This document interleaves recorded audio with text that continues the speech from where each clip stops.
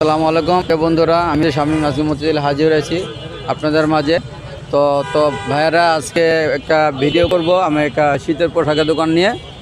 তো ভাইয়া, বাংলাদেশ 6 ঋতুর দেশ, গ্রীষ্ম, বর্ষা, শরৎ, হেমন্ত, শীত, বসন্ত।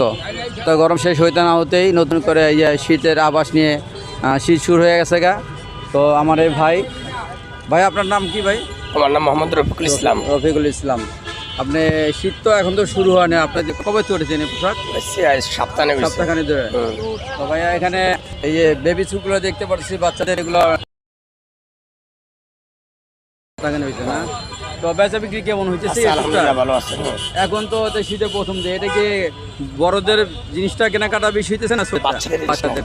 তো আচ্ছা, এখানে বাচ্চাদের অনেক পণ্য দেখে পড়তেছে শীতের, ঠিক আছে। তো ভাইয়া, এগুলো একদম 750 টাকা। 750 টাকা। 750। জি 750 টাকা। তো বাচ্চাদের জিরো সাইজ থেকে প্রায় 10-12 বাচ্চাদের সমস্ত ধরনের পাওয়া যায় এখানে শীতের।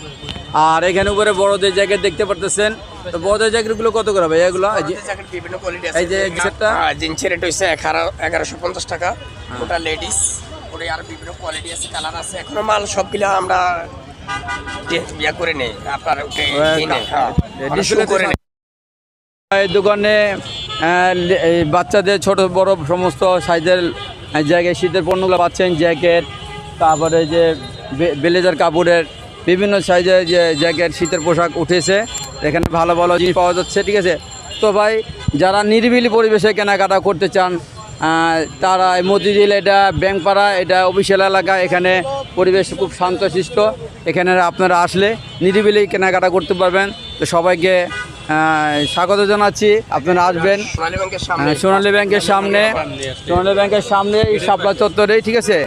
সোনালী ব্যাংকের গেটের সামনে দোকানটা আছে। এখানে শীতের আরও অনেক পণ্য উঠছে। তো ভাইয়েরা, তো আপনারা এখানে আসবেন, আমাদের এই রফিক ভাই, ওনার এই দোকানটা আপনারা দেখেন ভালো করে।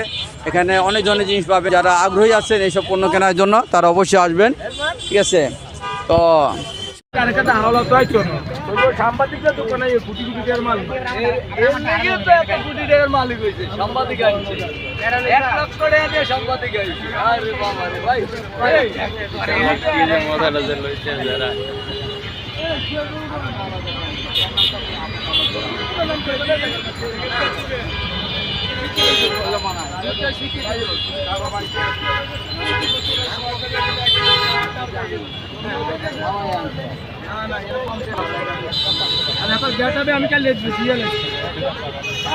কাল লাগবো না।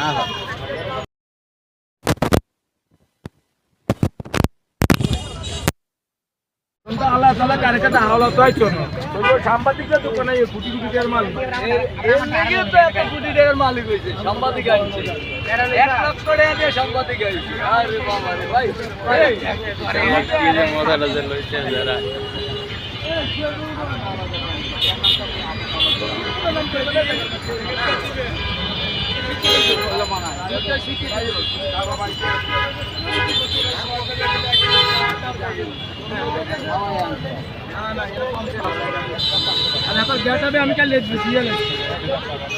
আমি কাল লাগবো না।